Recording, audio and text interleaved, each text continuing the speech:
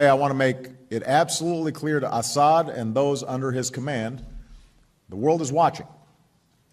The use of chemical weapons is and would be totally unacceptable.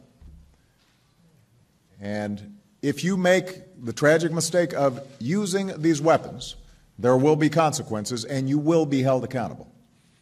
What are you hearing about Syria and its chemical weapons stockpiles? Well, President Obama's words, Wolf, so sharp, so pointed, and it's all because over the weekend there was disturbing new intelligence out of Syria. This Syrian chemical weapons site near Aleppo is just 10 miles from the latest fighting, one of dozens of chemical weapons sites across Syria.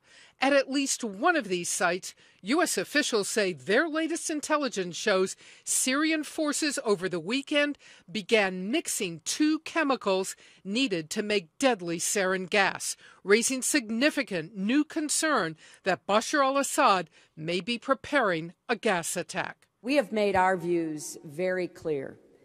This is a red line for the United States. I'm not going to telegraph in any specifics what we would do in the event of credible evidence that the Assad regime has resorted to using chemical weapons against their own people. But suffice it to say, we are certainly planning to take action if that eventuality were to occur. In response, the Syrian Foreign Ministry said Syria will not use chemical weapons on its own people, but it has threatened to use them against foreign forces if invaded. U.S. officials believe Assad has not yet ordered an attack, but is getting ready possibly for a limited strike.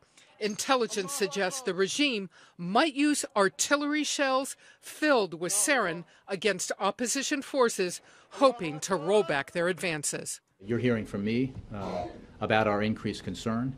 You're hearing from me the fact that we are consulting with our allies and international partners, as well as the opposition about this.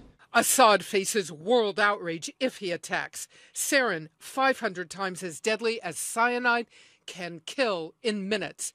It's a nightmare scenario that has worried Syria's neighbors for months. We're right there. We're right next door. So whether they are used by whichever party, especially if they fall into the wrong hands, we have to be prepared and we have to be vigilant to protect our own country. So this is something that is studied very, very carefully over many months, not just today.